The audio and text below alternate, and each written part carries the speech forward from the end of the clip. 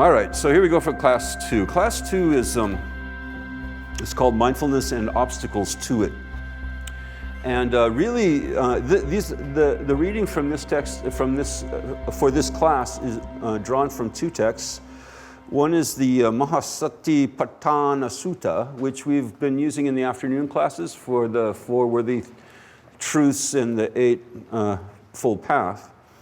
And this is the go-to text for all kinds of, for all of the sort of major traditions of mindfulness training. You know, that go back, usually, the way we've received them, go back to Southeast Asia, actually, to Thailand and Burma.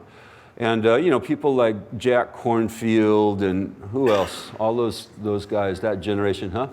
Sharon Salzberg, and, you know, those kind of, you know, great teachers, Western teachers, all spent time with those great meditation masters in the forest monks, they call them, in that part of the world back in the 60s and 70s, and then kind of brought it here and integrated it into our Western life.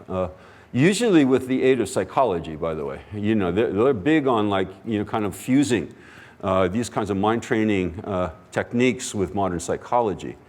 And anyway, so the point is that this text in particular is the text that pretty much every one of the major you know, streams of Vipassana training, of mindfulness training, and so forth go back to. It's sort of like functions for mindfulness and Vipassana in the same kind of way that the Yoga Sutra functions for yoga. It's the root text for all the traditions that derive from it. And so, you know, that was one reason I wanted to look at it with you. And another reason, when I started looking at it, another reason why I thought it was just so cool is because it's so simple. It's so simple. And, you know, some people like have big resistance to simple stuff. They want it more complicated, you know? They want bigger lists and, you know, more difficult, you know, kinds of meditations and, you know. But, you know, it's sort of like the Dalai Lama. The Dalai Lama sometimes says, as you probably have heard, you know, I'm a simple monk. My religion, kindness. And, you know, yeah, that's all you need. All you need is love.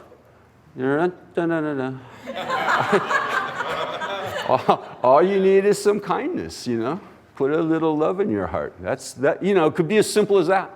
Of course, then the Dalai Lama sometimes, you know, puts it into 5th gear and, you know, takes you into like extraordinary places, complicated places. So, you know, meditation is like that. Meditation can be extraordinarily simple, or it can be very, very complicated and complex with all kinds of rules and regulations and all like that, and levels. You know, we're going to get there tomorrow afternoon, you know, because in this very text, it goes through like 4 levels of deep meditation. And they're, you know, they're described, you know, very, very sort of, well, I wouldn't say thoroughly, but they're described as what those levels are. And then we spend the rest of our lives going, what level am I on? You know, did I get to level 2 yet? You know, maybe I'm not even on level 1, oh my God. You know, what a loser meditator I am. You know, and there's some people on level 4, and I'm not. Maybe I'll never get to level, you know, and you just stress out about what goddamn level you're on. As if you could actually, you know, kind of break up consciousness like that. It's a little bit artificial, I mean, more than a little bit, to say that, you know, there are 4 levels. Or, you know, sometimes they get very elaborate, 10 levels, you know, got 10 levels. So that we have like more to stress out about. You know, 4 is enough to stress out about. No, have 10. See, you know, and that defeats the purpose, really. First of all, it's artificial. Second of all, it stresses you out. And third of all, it has the huge temptation of, like, you know, comparison with other people. What level are they on? You know, maybe there's somebody who's on like level 7 and I'm only on level 4, or I'm sure there are people on level 1 because I'm on level 4. You know, if you get into that whole kind of rat race, meditative rat race, it really destroys the whole point of meditation. I'm not saying that these structures are inherently bad, but they can be really detrimental if they're not understood properly. If they're just understood as guidelines, they're just guidelines.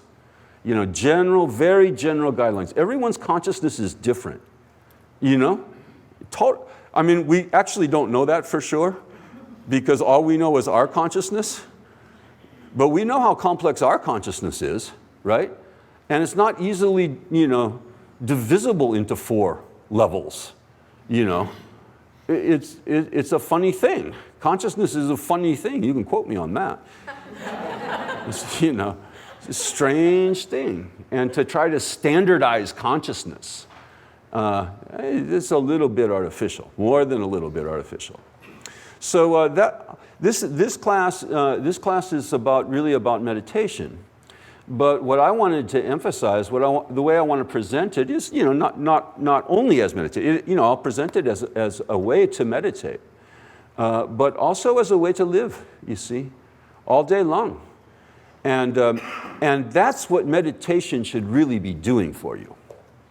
Is teaching you how to live when you're not meditating. Otherwise, it's just escapism. It's just another way to escape. You might as well watch TV. Just escaping from reality, you see. So there's lots and lots and lots of different kinds of meditations. And, they're all useful, for different people at different times. This is another sort of trick bag is, some people get attached to their form of meditation and then everyone else's is crap. I got the real one now. Finally, after all those years of learning crap meditation, now I got the real meditation, and then all those people who aren't doing my meditation don't know how to meditate. Come on. It's not, this is just just bringing all our little mental afflictions into the meditation realm. Competitiveness and envy and sort of pride and superiority and all of that. So all forms of meditation, they have their use. In the Tibetan tradition, there's 3 kinds of meditations. There's 3 sorts of meditation, classes of meditation. There's one-pointed meditation. And this is the one that everyone thinks is the only meditation. A lot of people think. Which is, you put your mind one-pointedly on anything. On anything. So, you could put your mind one-pointedly on the Poland Spring bottle. And just hold it there. And that's one-pointed meditation. So, it's simple enough for you? And then people will, get all elaborate about that and, put all kinds of rules and regulations around that. But, it's just a matter of paying attention to the Poland Spring bottle. Or whatever is, whatever your meditation object is. That's one-pointed meditation. Then in the Tibetan Buddhist tradition, they have another category called analytical meditation. Analytical meditation is where you take a problem, which is a very good meditation to do, okay? Very good. Oh, no, it's not one-pointed. No shamatha. It's non-shamathaistic. Well, but it's useful, very useful. You take a problem, like, are you going to die? And you think about that. Death is certain. And you sit there and wrestle with that. Is there any proof that it isn't certain? You say, my death, how about that? Put the first person pronoun on it. My death is certain. And you kind of know that other people have died, right? You sort of notice that at all? That, a bunch of people aren't here anymore in your life? But, then there's this huge denial about the fact that you're just like them, just like everyone else, human being, you're going to die. And the time of death is totally uncertain, and you analyze that for a while. Does anyone in this room have any kind of guarantee that they're going to be here even tomorrow morning? Or next week, or next month, or next year, you see? And you analyze that until you get it clear. You see, this is a meditation on reality. This is a reality meditation, these analytical meditations. And any meditation that isn't referring to reality in some way or another is not that useful. Fantasy meditations are not that useful. We already do fantasy meditations, all day long. fantasizing about this or that. You know, you don't need any help with that. You don't need any sacred scriptures telling you fantasize some more. So that, you know, death is certain.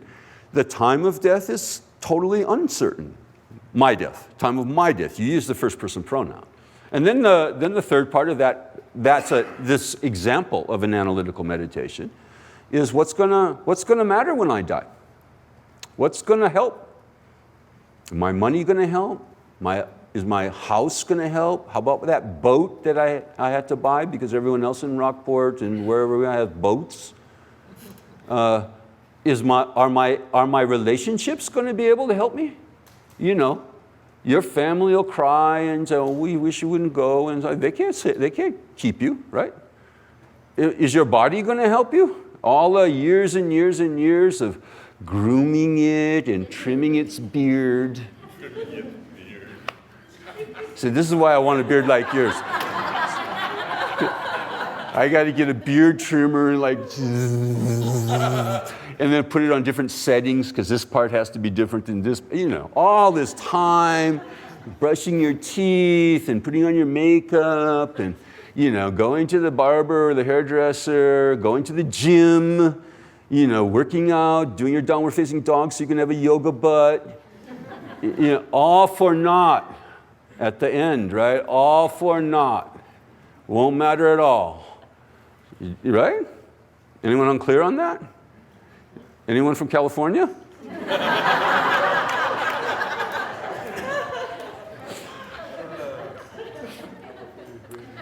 So you think about it, you analyze. That's an analytical meditation. Very, very, very helpful.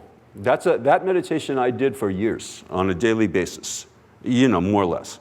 And extremely helpful. And any time that you start to lose focus about what's really important in life, you should do that meditation. You see, take that as your meditation. So there's one-pointed meditation, there's this kind of analytical meditation, there's a review meditation. This is the three categories in Tibetan Buddhism. Review meditation. Review meditation is that you take a series of steps of another meditation, or of anything else actually, and just memorize it. Just memorize it. So I only gave you the three-part what they call death awareness meditation. You can expand that out into 9 or 12. And you know, we'll go into it tonight, but if you're really interested, it's not that hard to find online. You'll find it. Go to Wisdom's Heart, you know, or somebody else's website, and you'll find death awareness meditation. And then you learn those, all 12 of those steps, backwards and forwards.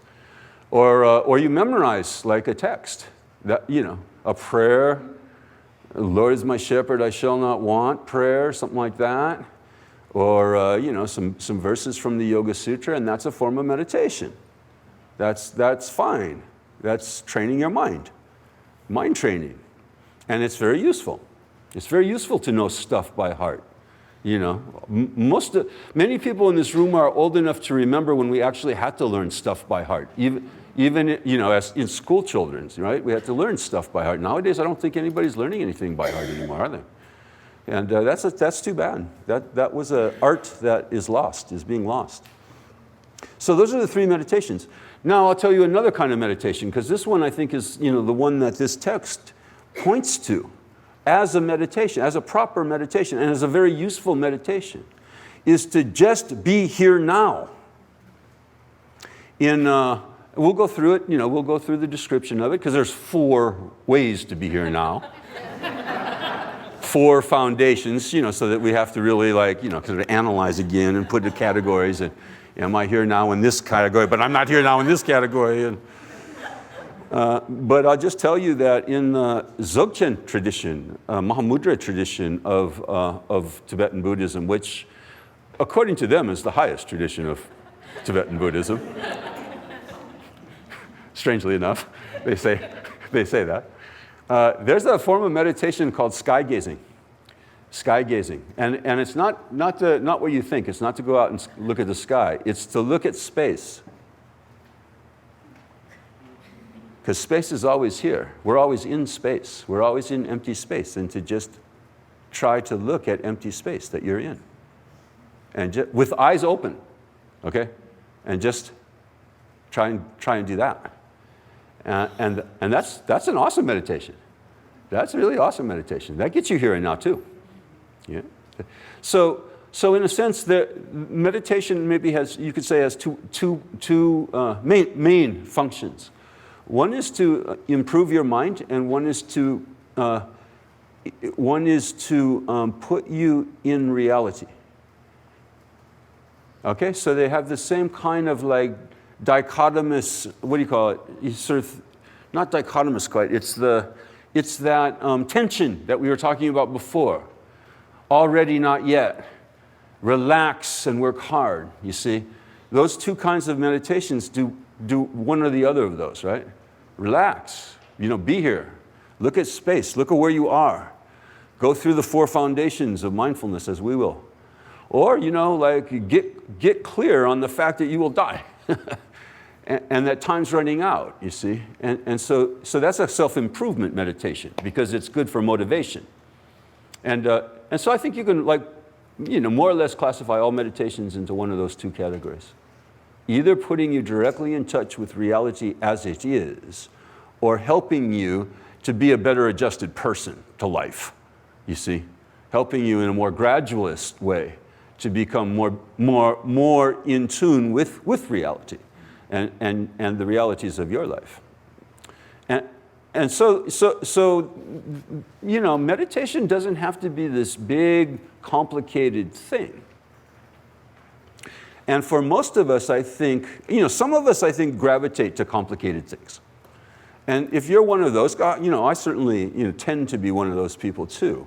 And for many, many years, I thought, well, give me the most complicated meditation, Make it really difficult. Lots of visualizations, and how many fingers does that Buddha have, and all of that, challenging. And those kind of meditations are really good to do when you have a lot of time on your hands.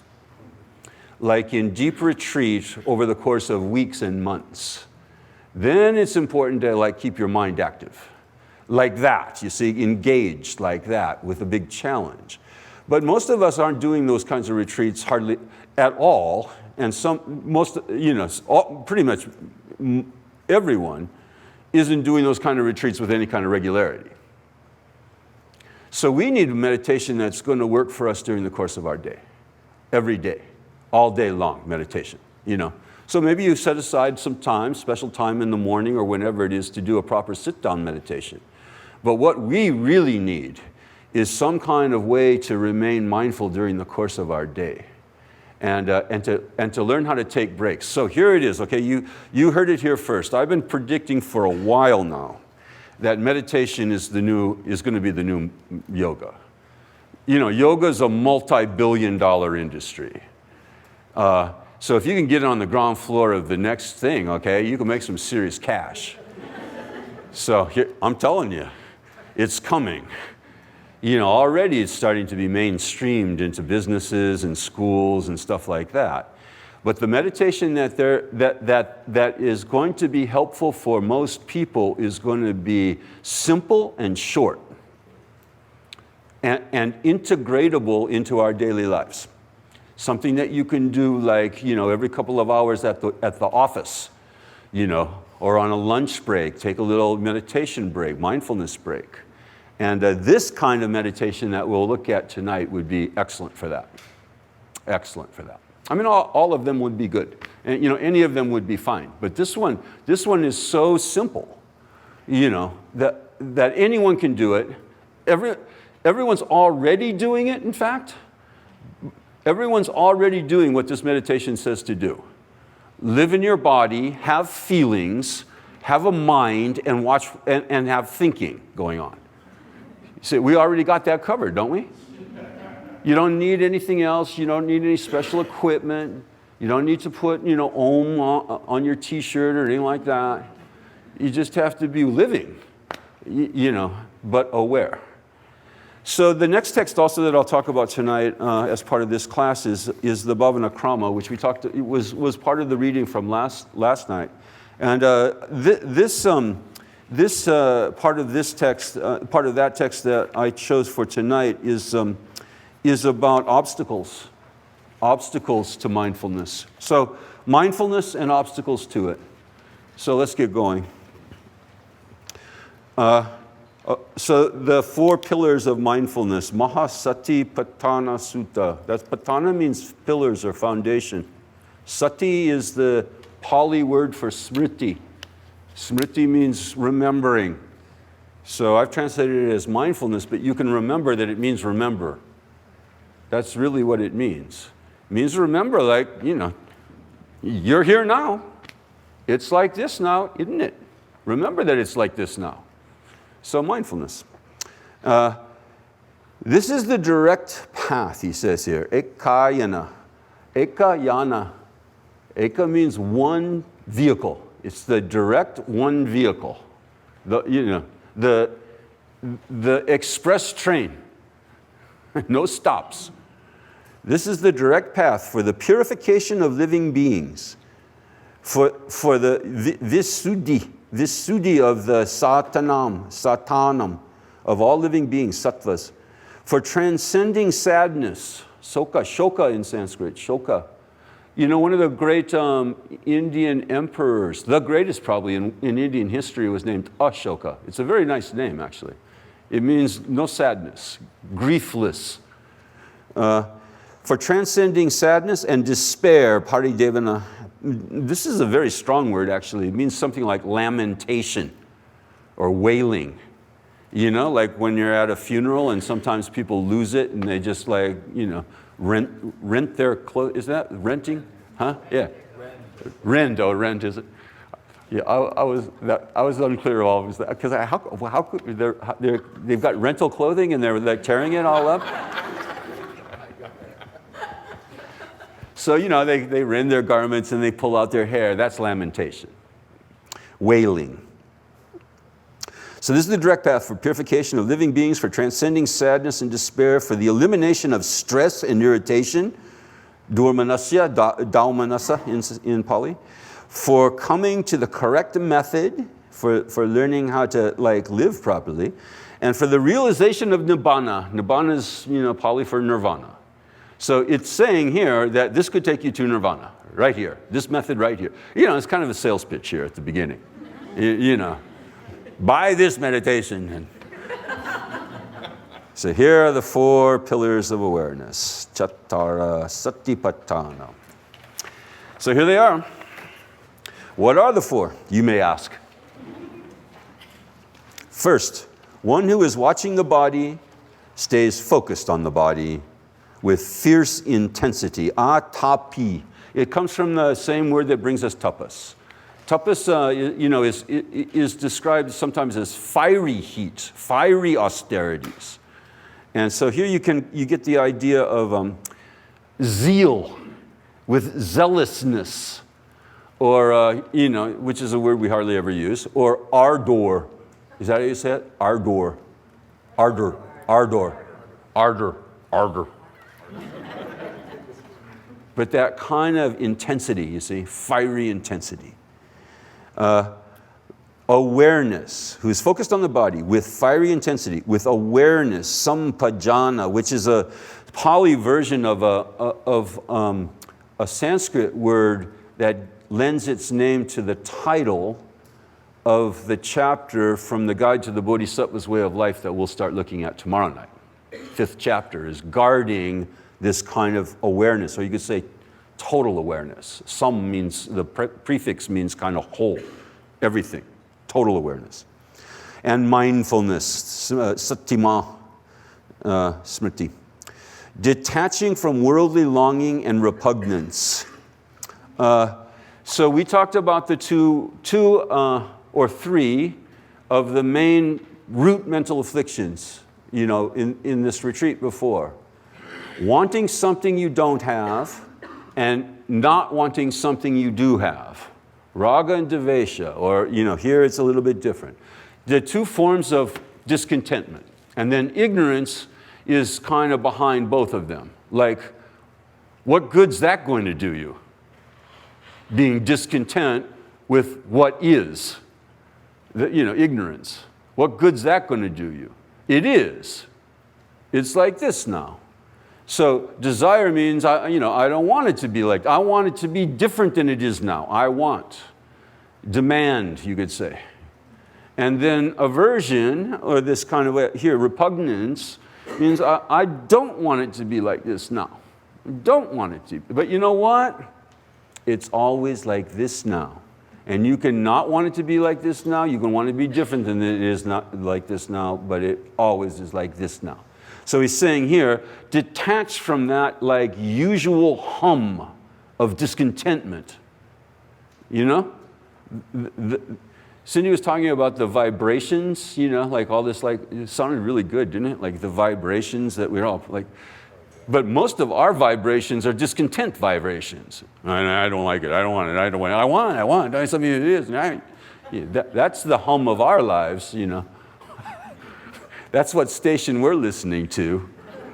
You see, so detached from that kind of worldly, says, you know, worldly means, you know, all this stuff that provoke it, you know, in the outside world. So, you know, part of meditation is going inwards, taking things inwards and getting in touch with, you know, you and your existence here in this world, instead of always being drawn outside, you know, to objects, to people, to events, or to whatever.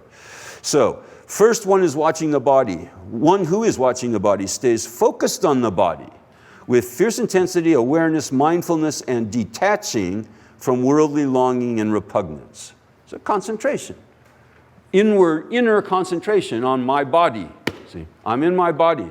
This body will be a corpse, but I'm in it now. She's got a t-shirt on that says that. You wore your death awareness meditation t-shirt tonight. What a coincidence. One who is watching the feelings stays focused on the feelings with fierce intensity, awareness, and mindfulness. One who is watching the state of mind, chitta here, in Pali and Sanskrit. State of mind, your mindset, the frame of mind. See, that's what chitta really means. The frame of mind in which stuff happens, right? Thoughts happen, feelings happen. But what kind of frame of mind is it? So one who is watching the state of mind stays focused on the state of mind with fierce intensity, awareness, and mindfulness. And one who is watching thoughts stays focused on thoughts with fierce intensity, awareness, and mindfulness, detaching from worldly longing and repugnance. So there they are. There's the 4 pillars of mindfulness. Be mindful of your body. Be mindful of your physicality. We're embodied beings, you know, and many of us, you know, some people are like quite comfortable with that and, you know, embrace it and all like that. But many of us, you know, are in our heads all the time and are rarely, you know, kind of, you know, only occasionally. Like when we get hungry, then we know we're embodied. Or when we start feeling tired or if we step on a tack, then we really know that we're embodied. But, you know, a lot of times, you know, I'm speaking about me, really. Maybe there's other people who relate to this, but long periods of time when you're just kind of like, you know, out there in outer space somewhere, you know, inner space, I guess, and not really being that aware of the fact that you're embodied, that you're an embodied being. Being aware of the feelings that you have, and we're always having some feeling. You know, some you know, pleasant feeling or an unpleasant feeling or some version of a pleasant feeling. Could be a minor pleasant feeling or a major one, or a minor unpleasant feeling or a major one, or just sort of like a neutral feeling. You know, they have a whole category for neutral feelings, which is, you know, just kind of feeling like, you know, the whatever feeling. It's like, you know, it's like if you looked at the color of this wall. If you're like me, you look at this color of your wall and you say like, well, it's all right. You know, I don't love it, you know. It doesn't make me really, really warm and fuzzy. But I don't hate it either. It's not bad. It's not offensive. So I have that kind of feeling about the color of this wall. You know, maybe you have a different feeling about the wall, but you probably have a kind of a neutral feeling about something else. You know, in this room or in, you know, your present existence, right? One who is watching the feelings, but maybe about the retreat, you know. Well, whatever, you know, it's all right. So So you watch your body, you watch your feelings. What feelings am I having? Then the mindset. Is the mindset a happy mindset or is it an unhappy mindset? Those are the two basic mindsets that we have, and then all kinds of variations within them, on the spectrum. Did you wake up on the right side of the bed or on the wrong side of the bed? What kind of day are you having? You see, mindset. What kind of frame of mind are you? And then the last one is watching the thoughts. Watch your thoughts. So if you'll notice, there's plenty to do in this meditation. There's plenty of watching going, that could go on. But you don't have to watch anything that isn't happening to you. It's all just what's happening to you, right? Being attentive to your own being in life. How's it going here? Instead of spacing out.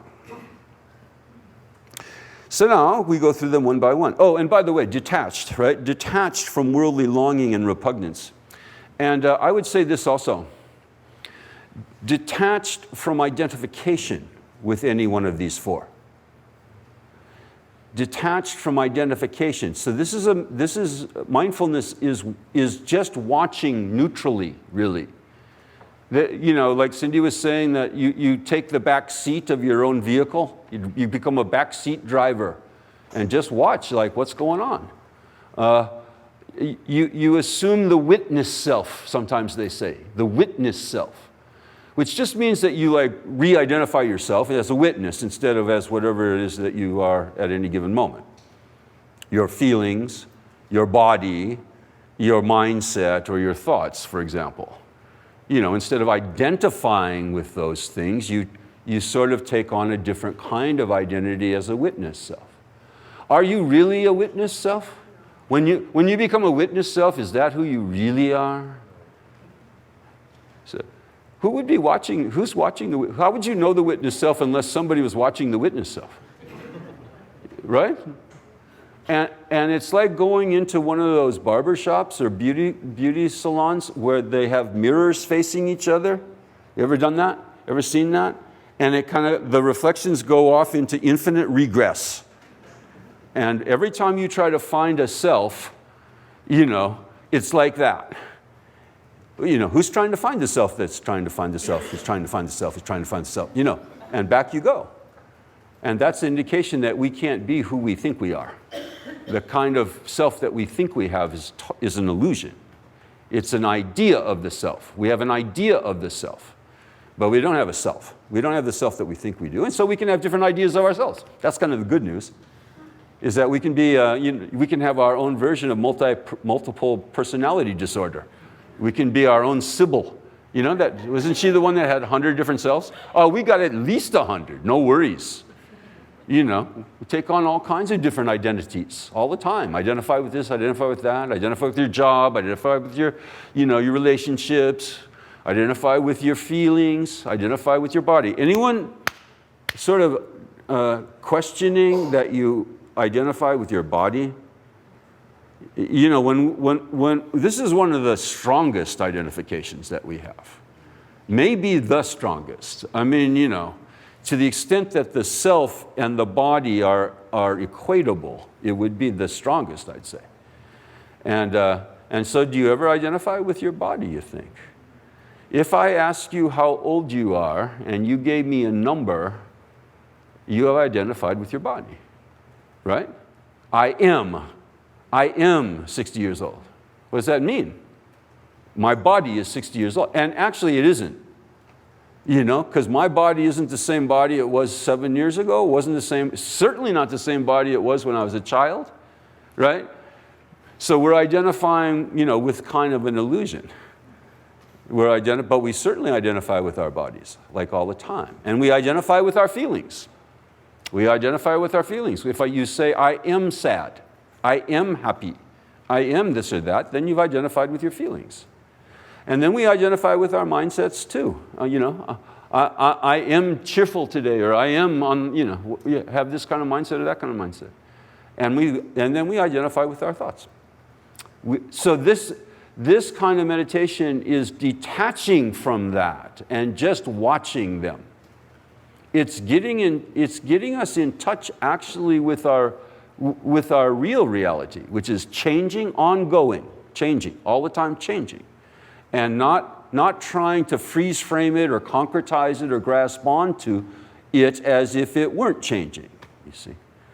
So that's, I think, part of the detaching thing. You're detaching from all the wantings and not wantings, aversion and desire, and all the discontent. See, so that's a major thing here. You're not judging your body, your feelings, your mindset, or your thoughts. You're not saying, I don't want this one, or I do like this one, and I want to keep it forever. You see, no desire and aversion. Just watching, just detached watching.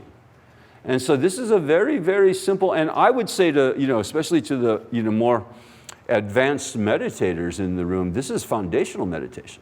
This is a total foundational meditation, because this is your reality. And then, if you're not in touch with your reality, all the other meditations are going to be in one way or another escapist. They're just going to be escapist if you're not in touch with your reality.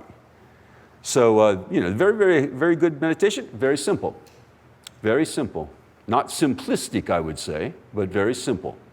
Not too many things to remember, no expensive Buddhas to buy, no expensive, meditation cushions. You can just sit there wherever you are, stand there wherever you are, because, you're always in your body, you're always having feelings, you're always having a certain kind of mindset, and you're always having thoughts. It's always happening. And how does one who is watching the body stay focused on the body? First, one should go to a wilderness area. This is an ancient text, okay? But one should go to the forest, aranya in Sanskrit. And this was a very, very important location in spiritual, for the spiritual life in ancient India. This is where the Upanishads were written. It sort of functions in the same way that the desert functions in Western tradition. It's a place uninhabited where, you're just alone with yourself, And the same kinds of weird stuff happens in the forest as it happens in the desert. Temptations, you meet the devil a bunch, You meet yourself a whole lot, who may be the devil. Some part of us. So anyway, you go to a place where you can be alone. That's really the thing here. A wilderness area, sit at the foot of a tree, like here on the ground somewhere, but alone. Or find an empty house,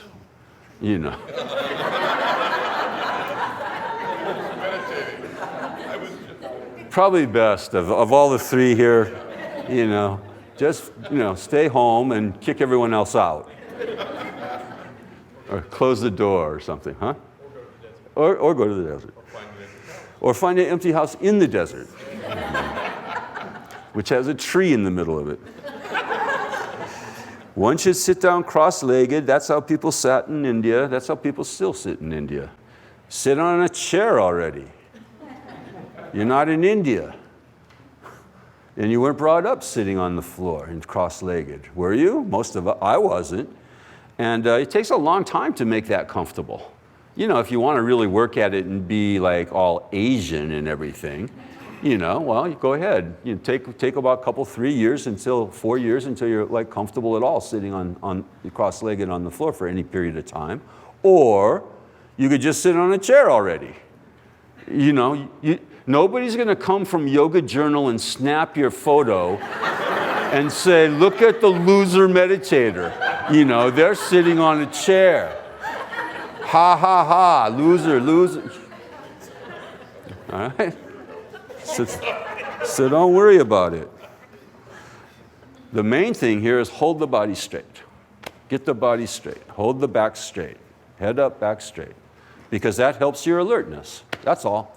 It's not because you look better or something like that, or and then we go, well, I got Kundalini in there somewhere. I got to get it, straight. My Kundalini, just get your awareness going.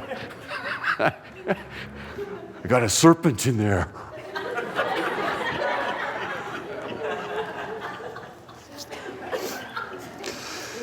Hold the body straight, stay present mindfully with what is happening. Parimukha is a very cool word. It means what's right before your face, literally. What's right in front of your face, you know. Be present with what's happening now, here. So that's the first instruction. First instruction is to sit down and to be present with what's happening, okay? And then you can make it as complicated as you want, okay? You can elaborate that to an infinity if you want, but that's what it says. Find a place where you can be alone, quiet, sit down, and pay attention. Period. That's all you need to know. That's all the meditation instruction you need to know. Now what? Now no, I need more. All right, so there's 4 things that you can pay attention to.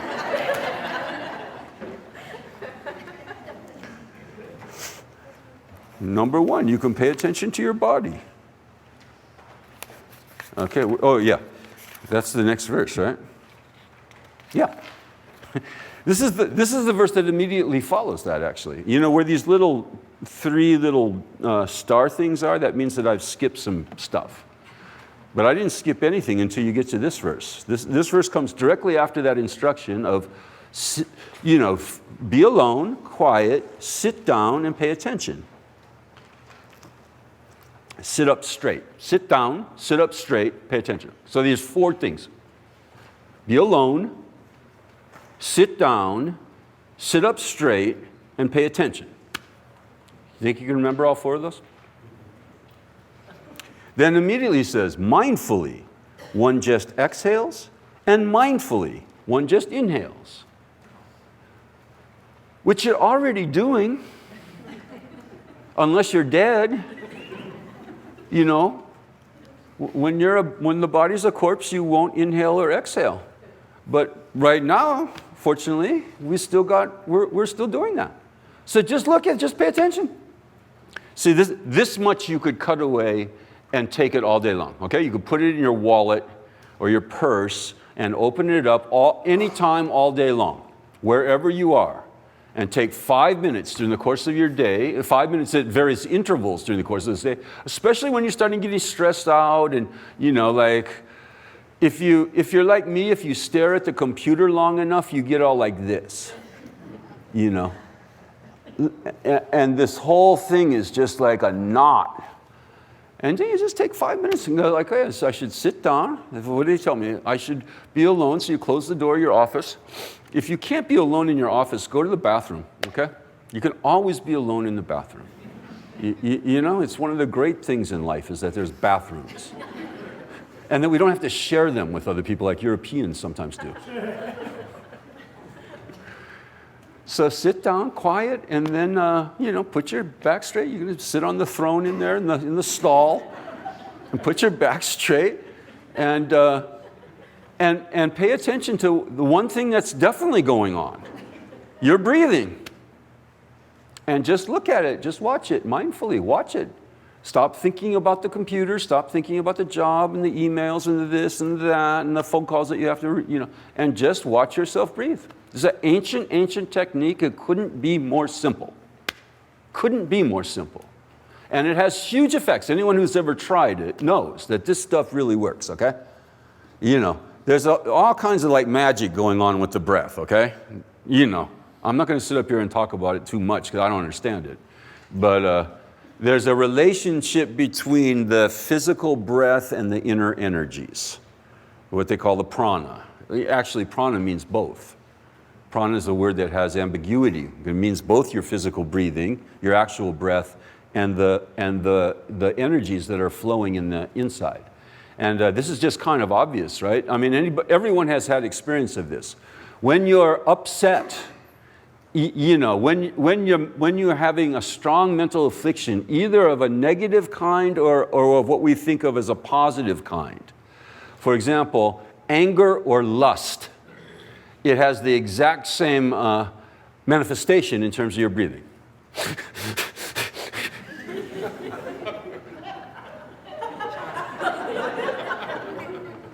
Right? Right? And when you're at peace, relative peace, It is manifested in the breath in terms of its calmness, its slowness, its fineness, refinedness. And so that's indicative of this kind of relationship between the breath and the energies inside. So even just by watching them, okay, this is not about controlling them. This is just watching.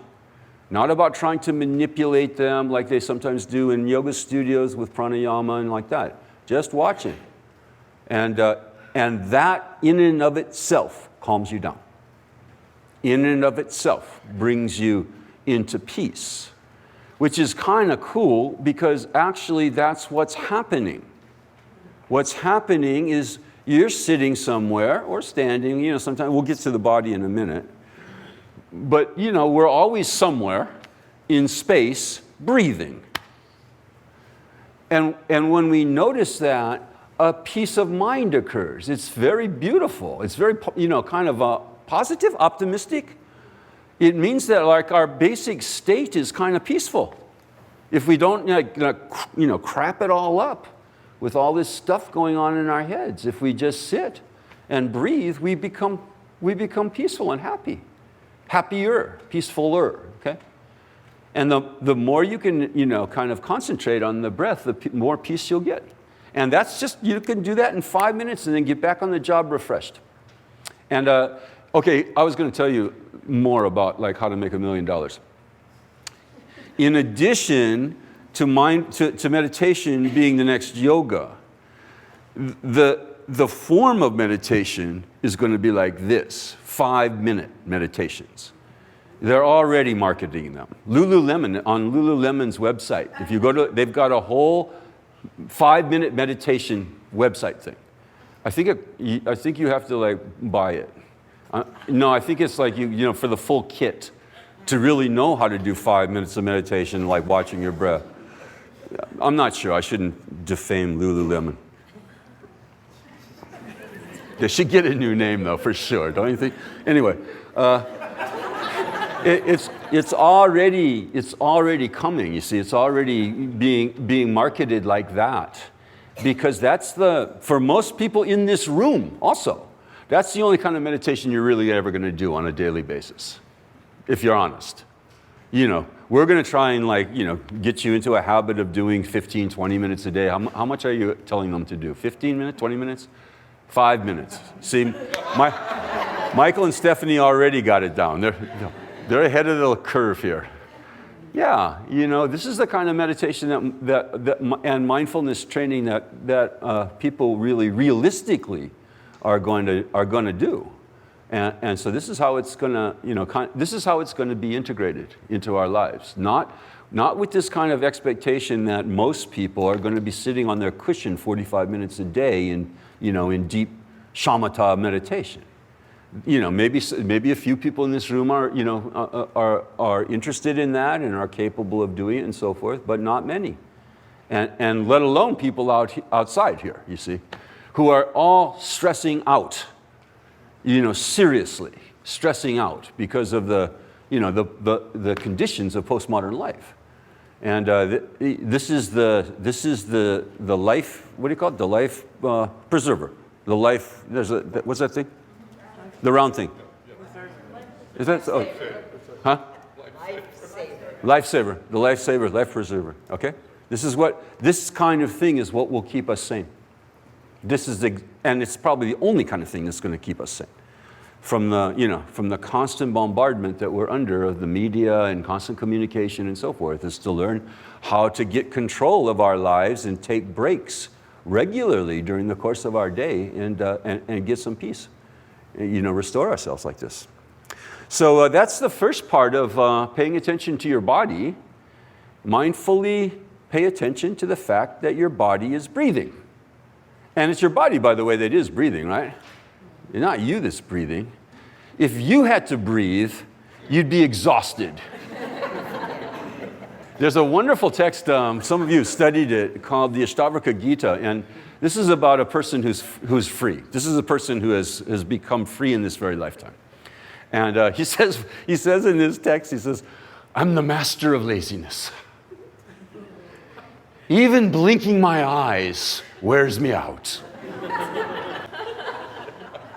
And you go, what? What does that mean exactly? And if you think about it, it means if you had to think about blinking your eyes, it would be extraordinarily tiring. You know, if you had to like consciously be like, do I need to blink? Yeah. Is my eyes drying up at all? Oh, here it goes. You see? You know, it would be very, very tiring, wouldn't it?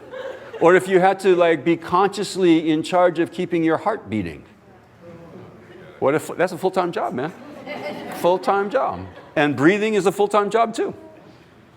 So it's not you, you know, consciously, you know, through your will, you know, who's breathing. It's happening. Breath is happening. And that's a kind of one way to get in touch with the detached sort of witness self watching it. You know, it's not you who's breathing, but it's happening. So watch it. So then the next part, when moving, one knows I am moving.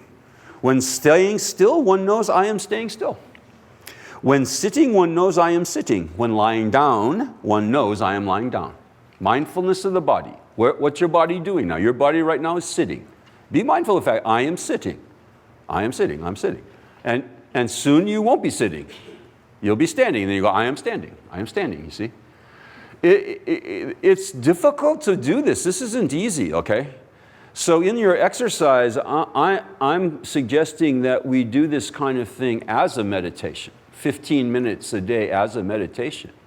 But what he's suggesting here, what the author is suggesting here, is to be doing this all day long. So the meditation is just to train you to get in the habit of doing it all day long, of just paying attention to your life. Now I'm sitting. Now I'm standing. Now I'm moving. Now I'm lying. Pay attention to your physical life, you see? Physical life. So then we move on to feelings, I think. And how does one who is watching the feelings stay focused on feelings? Vedana in Sanskrit and Pali. This is the word they use also for one of the 5 heaps, Vedana, one of the 5 heaps in the Buddhist understanding of our being. So how does one who is watching the feelings stay focused on feelings? First, and I forgot to extract the O monks here, but I told you, right, that it's just O monks all the time here. So you're not reading all that. First, when one is feeling happy, sukha, one knows, I'm feeling happy. And it doesn't say, and attach to that and grasp to it and hope it never changes. It's just like notice it, yeah. I'm having a good day. I'm feeling, the feeling that I'm having now is pleasant. I'm happy. And if feeling unhappy, one knows I'm feeling unhappy. Again, with no judgment or, you know, in this case, aversion of saying, no, I shouldn't feel unhappy, or I wish I didn't feel unhappy, or, you know, feelings just come and go too out of our control, isn't it? You know, some people get the idea that the spiritual life is somehow about controlling feelings or thoughts or something like that. It isn't. It's unrealistic to think that that's going to happen.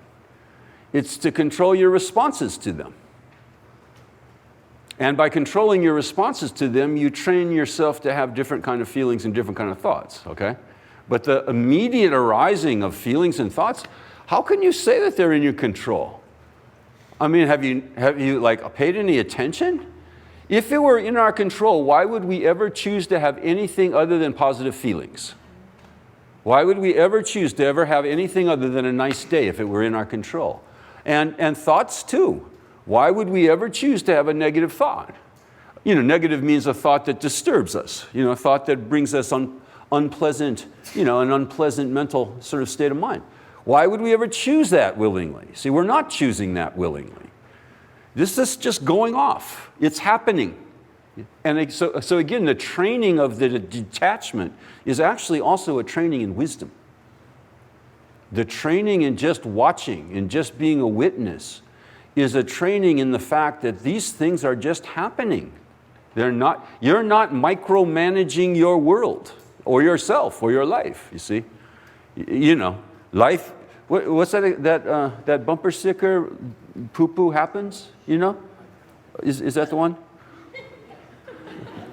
And it just happens, like poo-poo's just happening, life's just happening. Feelings arise, you know, physical and mental. So when you're paying attention to your body, of course, you're also paying attention to, you know, the physicality of your body. Are your muscles all tightened up? You know, is there something that's, you know, throbbing somewhere, or, you know, what's happening there? But the feelings are both mental and physical, right?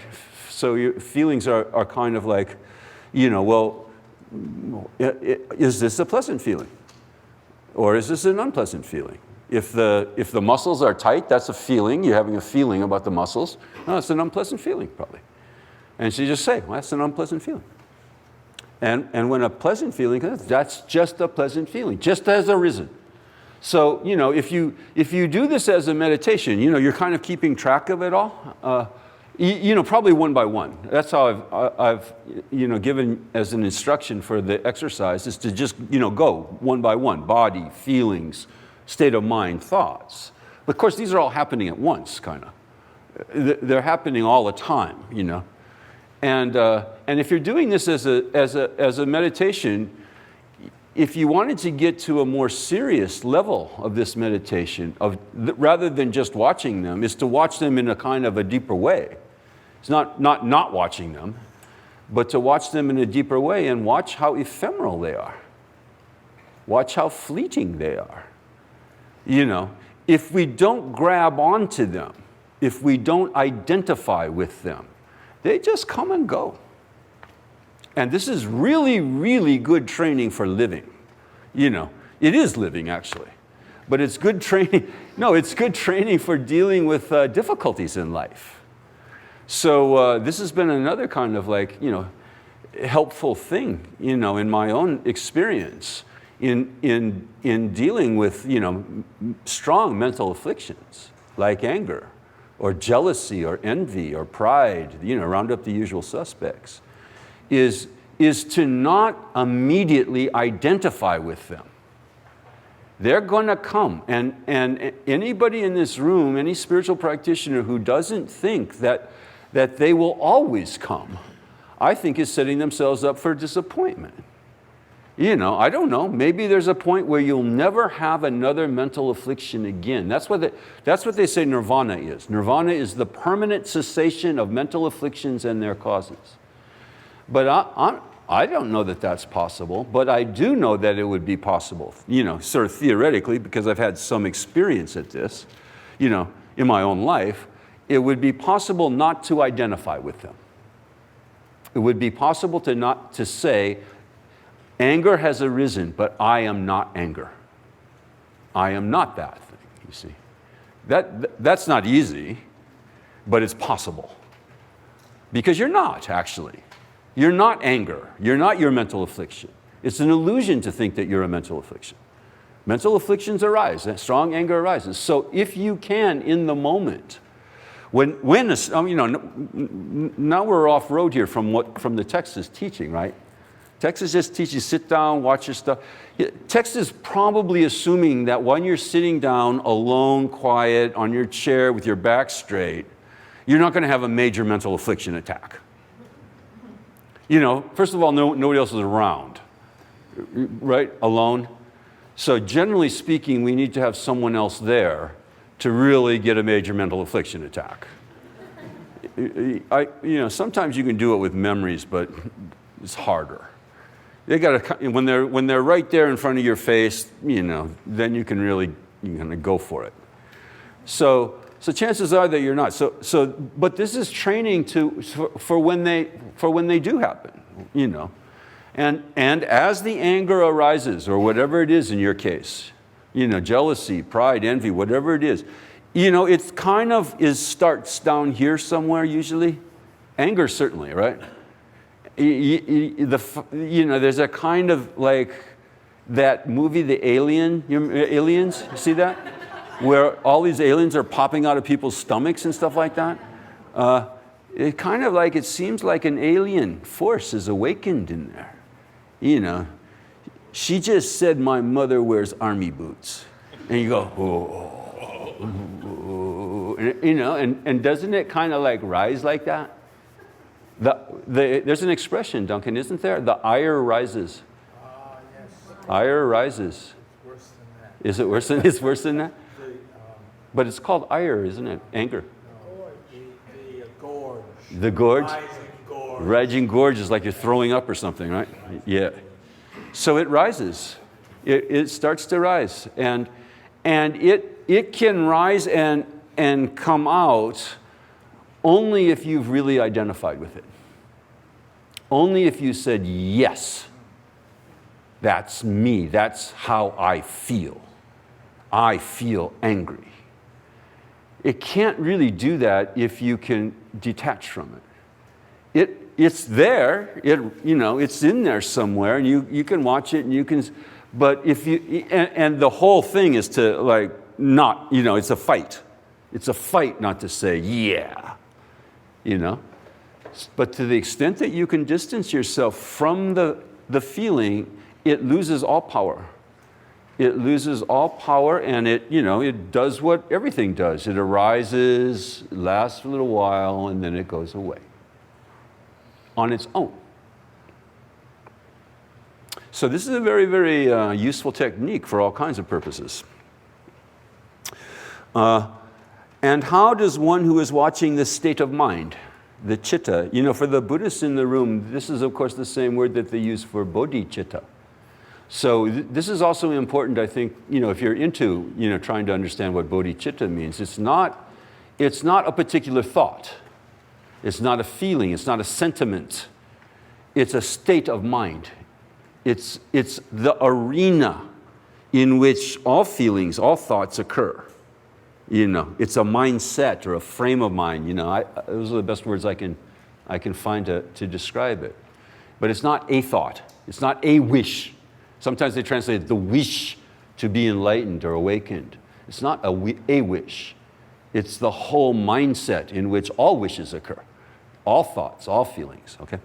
So he's talking about the arena here of the mind, the state of mind, the frame of mind.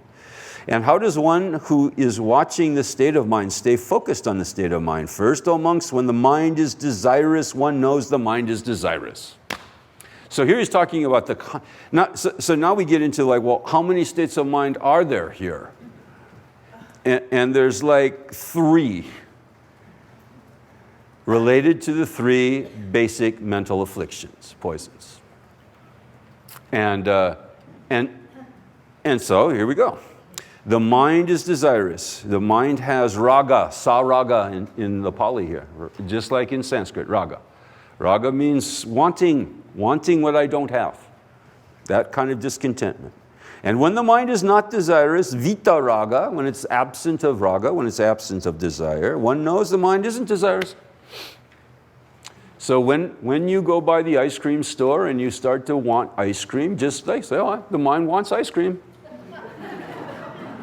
And when you get past the ice cream store, and that goes away, well, the mind doesn't want anymore. For now, quick. for 1 second.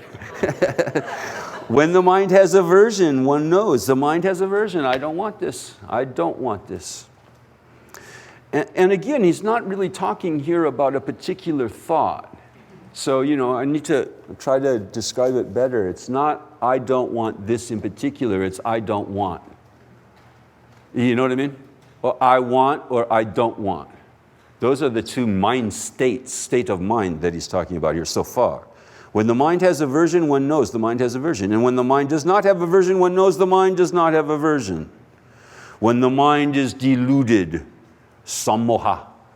Moha in Sanskrit means, confused. When the mind is deluded, one knows the mind is deluded. And when the mind is not deluded, one knows the mind is not deluded. So this one's a little more difficult not to identify with. Feelings are hard enough not to identify with.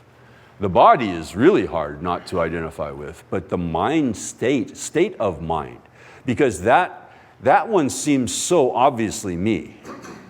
When we're thinking about the self, we can kind of get the idea that I'm not my body, completely.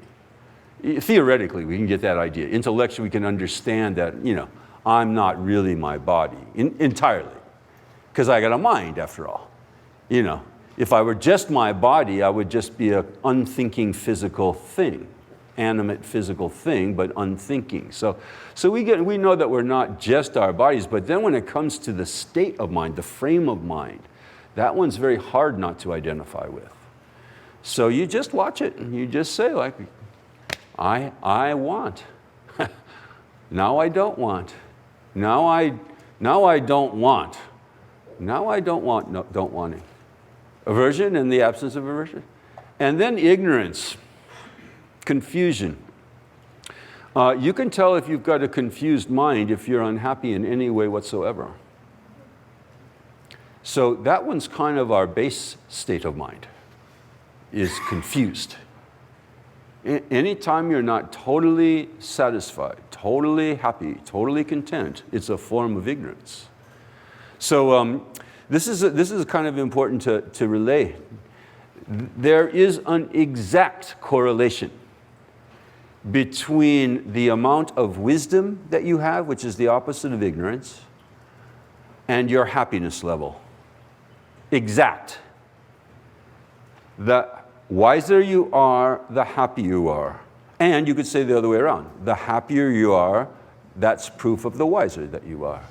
There are a lot of smart, unhappy people. Lots of them. Okay? If you go to the major universities, go over to Harvard, you'll find them thick on the ground there. Really smart, unhappy people. And kind of like sort of proud of it a little bit, maybe. I worked in the academic world for a long time, and there was this sort of tendency, like if you came in too happy, people were just like, I guess you're kind of a superficial person, all happy and everything. I used to do a lot of surfing when I was in Los Angeles, so I was out in the sun quite a bit, and I'd come into work suntanned. What are you doing outside so much? You should be inside suffering like the rest of us. In the libraries with those like fluorescent tubes that like make you think you're in 1984, scene from 1984. So there's an exact correlation. The wiser you are, the happier. There are a lot of smart, unhappy people, but there are no wise, unhappy people. There are no wise, unhappy people. So the mind is deluded, and just be aware. Anytime that you're feeling anything other than perfect happiness, perfect satisfaction, which is, for people like us, pretty much all the time, there's some level of delusion. There's some level of ignorance going on there. Then we move to thoughts. And how does one who is watching thoughts stay focused on thoughts? First, O monks, one who is watching thoughts stays focused on thoughts with respect to the 5 hindrances. Aren't you glad you got another list now? The 4 foundations of mindfulness. The 4th one is to watch your thoughts, which has 5 hindrances. One who is watching thoughts stay focused on the 5 hindrances. This is a word that means also obstacles. Something that prevents something from going on. Something that prevents mindfulness, actually, in this case. So you're watching your thoughts and focusing on the thoughts with respect to are my thoughts obscured, hindered? Is my mindfulness of my thoughts obscured by these 5 hindrances? Okay? So here they are. First, when the wish for sensual pleasure is being experienced within, one knows, there is the wish for sensual pleasure within me. I'm hungry, I'm thirsty, I want sex, those are the basic ones, right? And then all the various varieties that come from them, all the various differentiated kinds of the desire for sensual pleasure, wish here. So this is a specific thought, okay? This isn't just a mindset. Specific thoughts. When the wish for sensual pleasure is being experienced within, one knows there's the wish for sensual pleasure. And when the wish for sensual pleasure is not being experienced within, one knows there is not the wish for, just the same formula. And one knows how the wish for sensual pleasure arises. And one knows how the wish for sensual pleasure is eliminated once it is arisen. And one knows how once the wish for sensual pleasure is eliminated, it won't rise again in the future. So now he kind of takes it up into a whole other notch here, and says, now go back to the four truths. Go back to the four truths. Suffering, cause of suffering, the cessation of suffering, and the way to get to the cessation of suffering. So this is the same text from which we drew that material from the four truths. So here's referencing it. Then he does the same formula for what's called ill will, which we've talked about quite a bit here. Being happy about somebody else's suffering is ill will. Wishing harm on other people and taking this kind of inordinate pleasure in it, this unseemly pleasure. And says just be aware of it when it arises and so forth, and then understand, how it happens and how it can be eliminated. Then with torpor and sluggishness. Torpor, you hardly ever get to use that word in English, but it's a very evocative word, torpor. It's heavy laziness, right? And sluggishness. And then you run through the same formula, and agitation and worry. So some of you will recognize that here are the two of the main obstacles to meditation that we're talking about here. Agitation and worry, and then doubt. Doubt that this whole thing is worth it. What's on TV? What the hell? What's this mindfulness thing's boring. I just want diversions, I just want to go to the movies. I want to look at my email. I want to surf the internet. I want to watch television. That's doubt. Doubt is that this whole process isn't useful, isn't going to pay off at all. So there's all different kinds of doubt. I think that's the doubt that he's talking about here primarily. There's good doubt and there's bad doubt. Good doubt is you come to a summer retreat, and you hear a whole bunch of stuff by a lot of different teachers. And good doubt is, I'm going to think about that.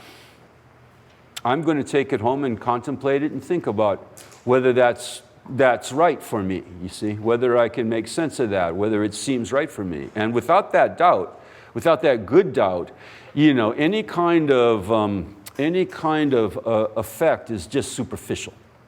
Any kind of effect of the retreat will just be superficial, and you'll probably forget about it in about 3 days, or you'll buy into that same kind of superficial belief when the next set of jokers run into town and start telling you stuff. Or when you go to Pastor Ann's church and she starts telling you stuff, and you go, yes, Jesus.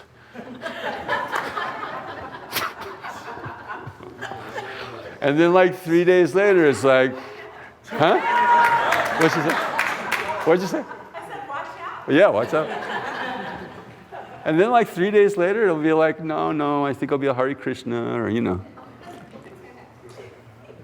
So that's good doubt is, taking it seriously enough to not just believe it instantaneously and on faith, on blind faith, okay? But then there's this bad doubt.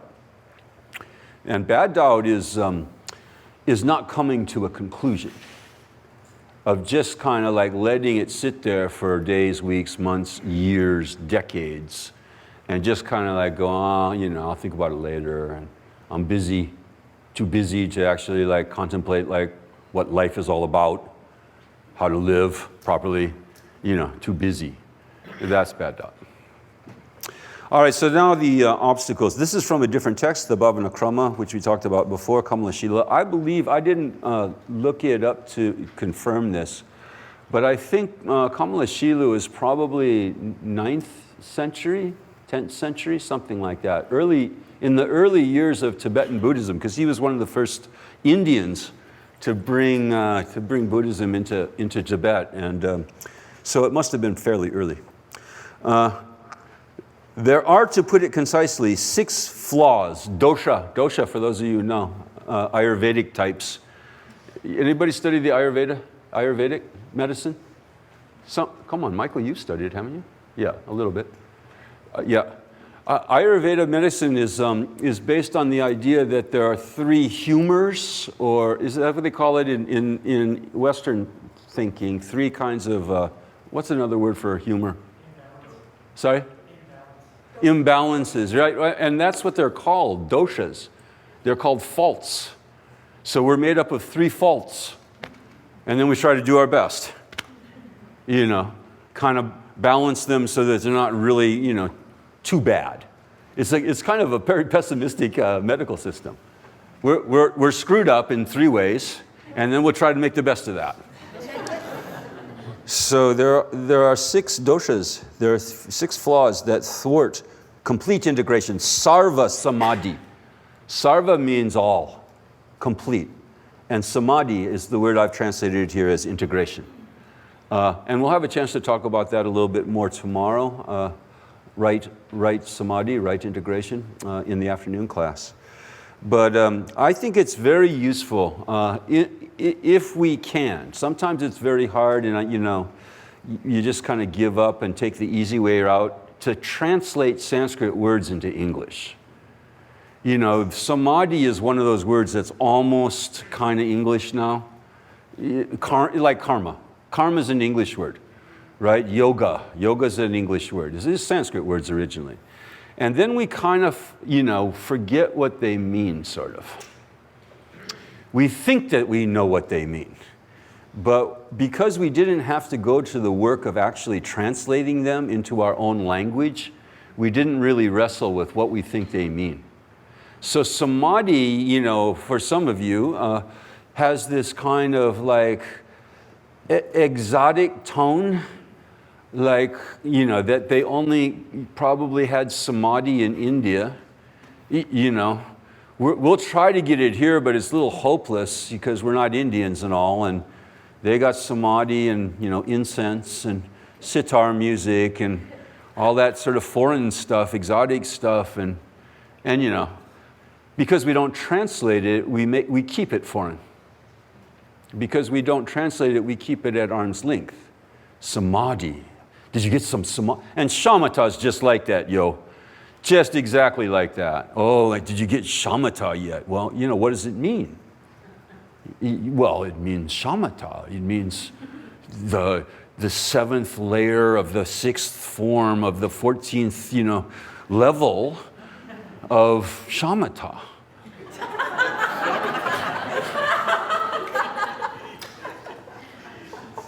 So I translated it, in case you didn't notice, earlier in the reading, it says tranquility. Tranquility. And that's a pretty fancy English word, but at least it's an English word. And at least we know what it means. It's tranquil. And samadhi, so samadhi, maybe people would like to, some people wouldn't translate it this way, but it means sort of like etymologically something close to integration. It means that you're putting things together, that you put things together. So integration into what? What do you think? What's the only thing to integrate into? Reality. Integration into reality, into life. Instead of having this remove from it, and we keep ourselves in remove from it. Mostly by grasping on to the I, who is different from reality. I am living in reality. As if I and reality were different, you see. And that's not integration. That's not samadhi. So samadhi is the breakdown of that kind of artificial duality between your process, and the process around you. Okay? They're just all process. And to integrate, so you could also put it like this: if you wanted to be really crunchy granola, you just go with the flow. going with the flow. Integrating. Instead of like, fighting it or saying, well, I'll go with the flow on my boat, the boat of me, and I'll steer through the flow with my, with my paddles. You just lie back and go with the flow. And that's integration. So there are, to put it concisely, 6 flaws that thwart complete integration. Laziness, number 1. This is an unusual, different word than the one that sometimes we're familiar with. Some of you have studied. Alasya is the word that would be usually used in Sanskrit. Or lelo in Tibetan. It's the one word that everyone can remember in Tibetan because it sounds just like what it means in English. Lelo. Kasidya is even stronger than laziness, really. It means sloth. Indolence, drifting away from what's happening. Alambana means support or foundation or base. So I've translated what's happening, and then sampramosha means being carried off, abstracted from. So abstracted from the basis, abstracted from what's going on right now. Daydreaming. The word is laya, actually, which some of you know can mean in other contexts dissolution, the dissolution of the artificial self into going into ultimate reality. Here it's a different kind of dissolution. It means indifference or diversion. Daydreaming I've translated it as. Arrogance, audatya. Audatya means arrogance of a certain kind, disdain. So what is he talking about here? 6 flaws that thwart our ability to be present here and now fully. And daydreaming, obviously, right? Laziness means just not feeling like it. I don't feel like being here and now. I want to be somewhere else. I want to think about the past. I want to, think about the future. I just don't want to be. Drifting away with what's happening is like, kind of losing concentration. Daydreaming, going off on these sort of reveries of, like we do. And arrogance is this kind of disdain for it. I'm better than here and now. I don't belong here and now.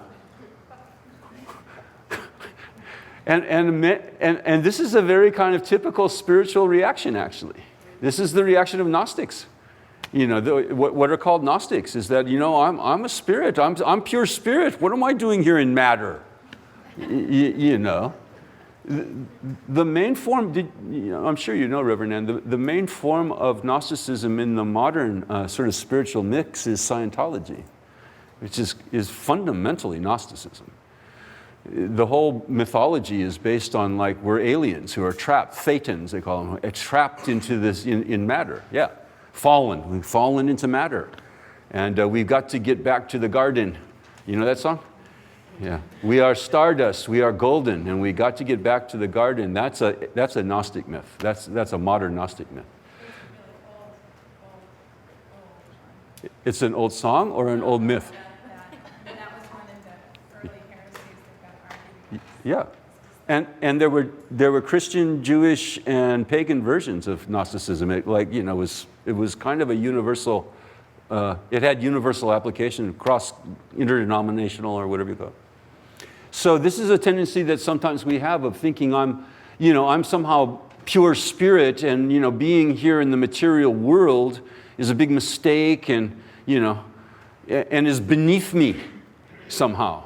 And that's what he's talking about here. That's keeping us from samadhi. That kind of disdain for reality as it is, which includes material reality, being embodied and all. Not taking an interest. This is an interesting word in Sanskrit, an-aboga. Aboga, boga means, enjoyment. And aboga is just a prefix that means, kind of really enjoying. And then an means not, just not enjoying life. Just not caring about here and now, because, just not enjoying it. Or he says the final of the 6, overly enjoying it. overly engrossed, taken in by what sometimes the Tibetan Lamas call the marvels of samsara. The marvels of samsara, like expensive shopping malls, where you just go, wow. You should sometime visit Singapore if you get a chance. They have like the most expensive shopping malls in the world, and clean and it's just like going into some amusement park for consumerists, and all the high-end stuff, and people just wander around like this, looking engrossed, totally engrossed. So then he goes through these one by one. He lays it out next. The antidote to these 6 faults that keep us from integrating into reality as it is to cultivate 8 habits. So you got 6 faults, 8 habits. Isn't this great? Yeah. Count Buddhism, list Buddhism.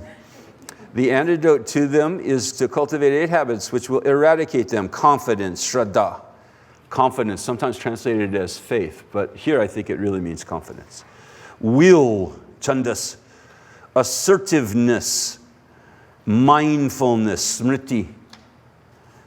Full attention, that's that same word that we'll talk about again tomorrow, samprajnana. It means fully attentive, fully aware. Consciousness, chaitana, and equanimity, upeksha. So then he goes through them one by one. The first 4 are antidotes to the first problem, laziness. The first 4 equals 1. 4 equals 1.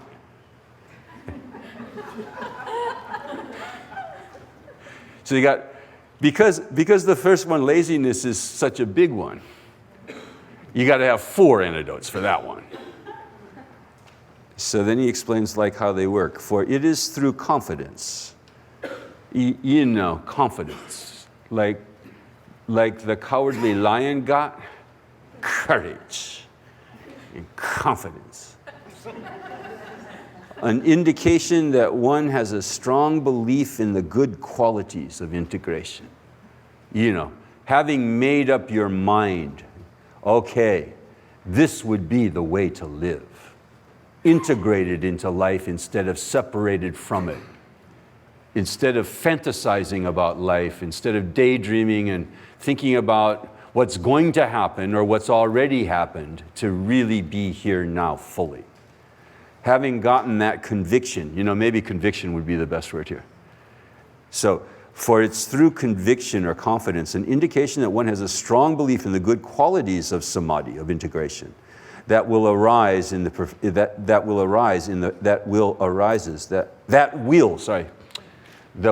chandas, then arises in the practitioner, the will. So because of conviction, then it's like, okay, God damn it, I'm going to do it. Will.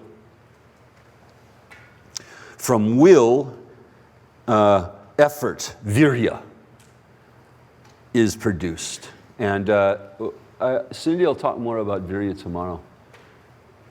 Yeah, if I let her. We're supposed to teach together, so I think yeah. We'll fight it out. No, of course she can do it. Effort is produced. And, virya is related to the English words virile and virulent. It means, again, now we're talking about strength here. We're talking about real power. So where did I get that power? Through confidence, through conviction. And so then the will arises. And then this, this effort, strong effort, is produced, and through the force, the bala of effort, bala means strength. Through the force of effort, the body and mind get into gear. And that's not a bad translation of Sanskrit. It's a little anachronistic, but it means kaya chitta karmanyata, means your body and mind accomplish something. Your body and mind do something. And when there is physical and mental assertiveness, laziness is averted. Okay, then you got that get up and go. That to do what? Don't forget. To integrate into reality. To get up and go and live, finally. Instead of just always, planning to live later. Thinking about living maybe someday. And get up and go and live. And so confidence in the rest should be cultivated in order to eradicate laziness. The word I've translated, cultivated, could also be meditated. Bhavana. So it should be meditated upon. So that, you get it straight, you get it deep down. I really want this, you see. I believe it's good. I believe it would be a good way to live, confidence. And then I really want to. I really, really want to. Strong desires, strong will. I want to, therefore I will, you see. If you want it bad enough, you will.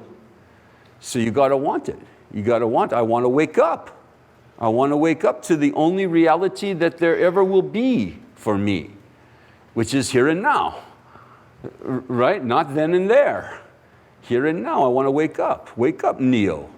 You can program that onto your computer like that guy in the Matrix has. Wouldn't that be good to have on your computer every day? So wake up, Neo.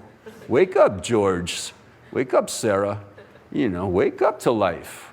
So you really got to want to wake up to life if you're ever going to, really have a shot at it. And then really, so then from desire comes will. And from will comes activity. Comes effort. All right. So then we've done now the antidotes to the first problem. First problem is laziness. Problem of, integration. Problem that's preventing us from integration. So then mindfulness is the antidote to drifting away from what's happening. This is the second dosha, the second flaw. Smriti, remembering. Remembering, that's all it means. Remember, stop drifting away and remember, I am here now. I am here now. Tie a little, string around your finger mentally and remember. And you're always here and now. It's like this now, and you're always here and now. You're never there or then. Always, right? In reality, our minds take us all over the place. But in reality, you're always here and now. And it's always like this. So remember that. Remember that. And, I've been thinking about this, for a while now. I don't know that there's any quick fixes here on how to maintain mindfulness, memory, except for to just chant that mantra. It's like this now. I wish it were easier too.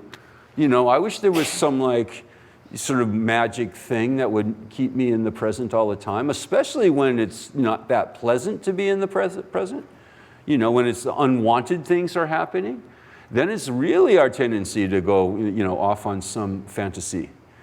But the only way that I've come up with, maybe other people have better ideas, it's possible, but the only thing I can come up with is just to say it's like this now, over and over and over again, because it is always like this now.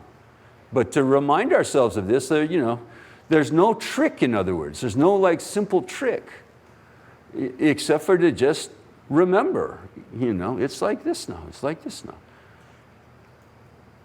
So that's mindfulness, is the antidote from drifting away from the here and now.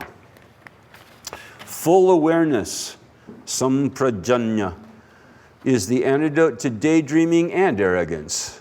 Flaws number 3 and 4 are covered by this antidote. With it, both are correctly perceived.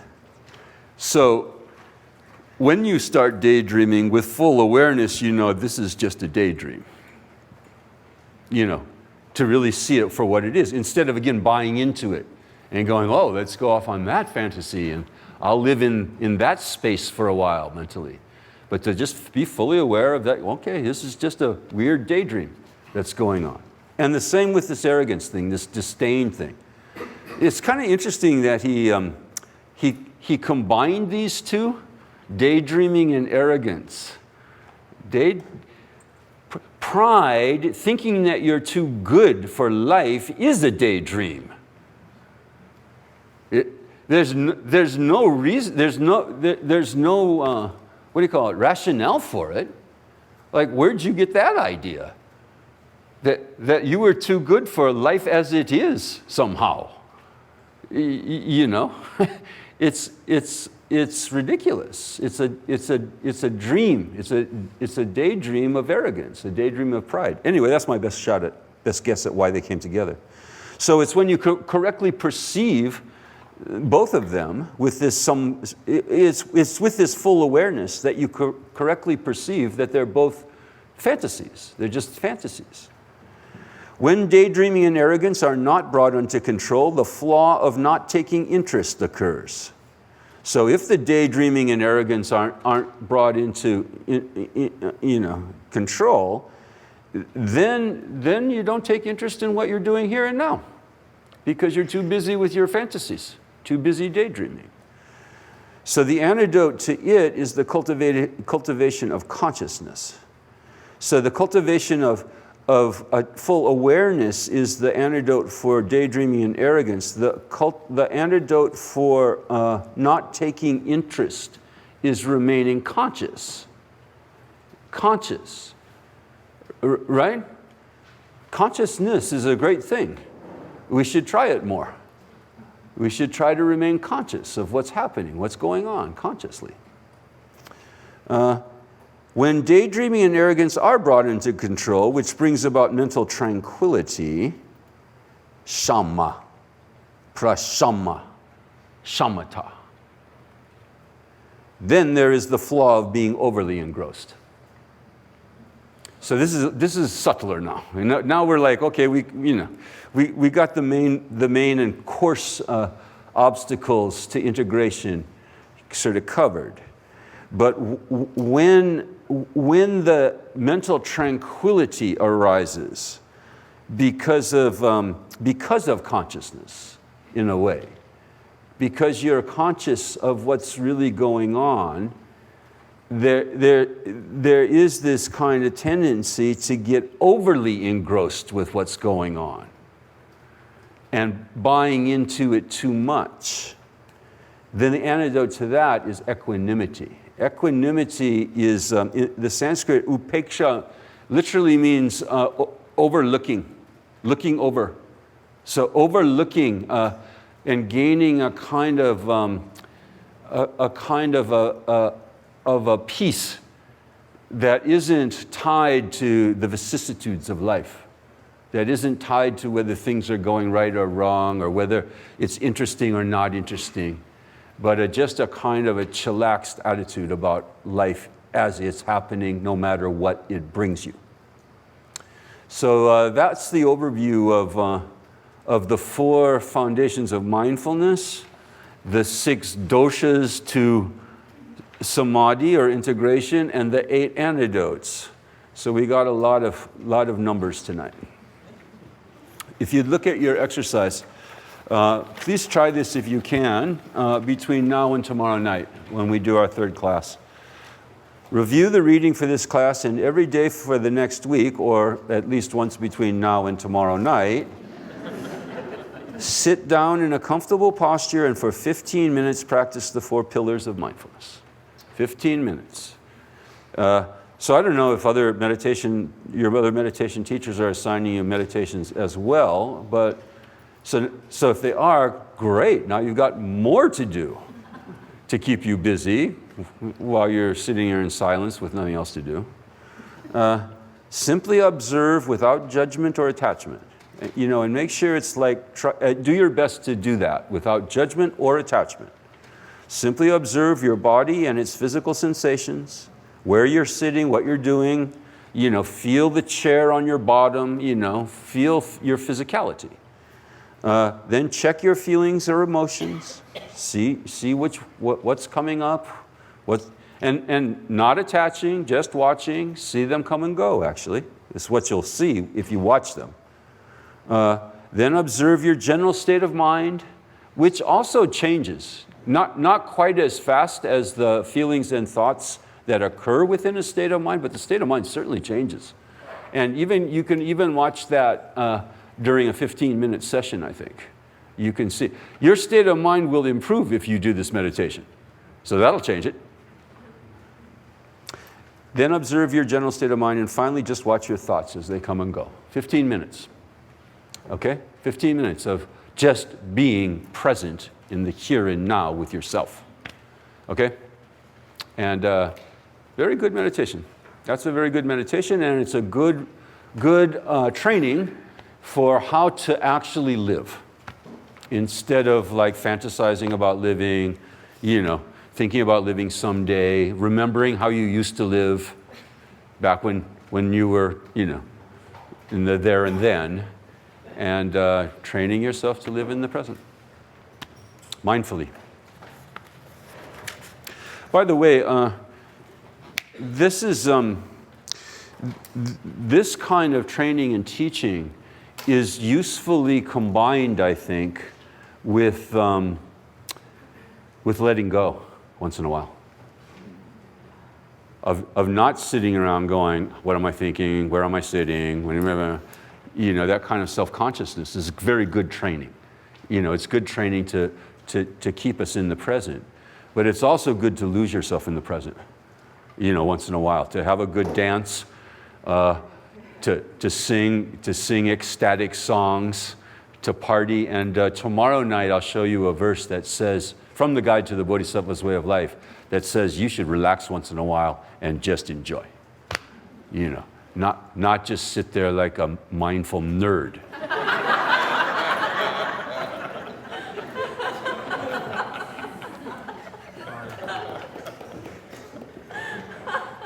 No, I think everyone's sort of seen what that kind of looks like. There's whole traditions that are kind of mindfully nerdy, and they never seem to have much fun.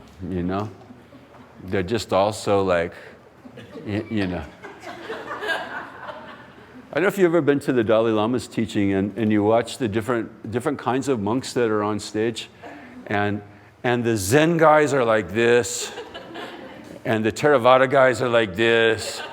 And then the Tibetan Buddhists are like,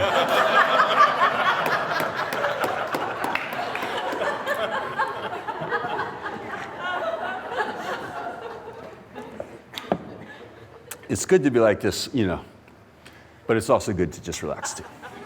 Both. So there should be a bit of an alternation in one's practice for health, for good health and balance between mindfulness, strong mindfulness, and paying attention and just letting it loose once in a while. Not in any kind of harmful way, of course, but in a joyful way. That's an important spiritual practice. It's supposed to be fun, This was unclear to me for many, many years, because I never had much fun going to church, I'll tell you what. Nobody else did either, as far as I could tell. Yeah. So you got to go to the right church. But it's supposed to be fun. And it's supposed to get funner until it gets to be the funnest. And that's the goal. Nirvana, the funnest. Salvation, enlightenment. It's the funnest. It's supposed to be happy. It's supposed to be happy. That's the whole point. So let it loose once in a while. But learn, most of us are letting it loose all the time. Without any mindfulness whatsoever, you see, going through all day long without any mindfulness. So letting loose assumes that there's some mindfulness that you're letting loose from. You know what I mean? All right, see you tomorrow.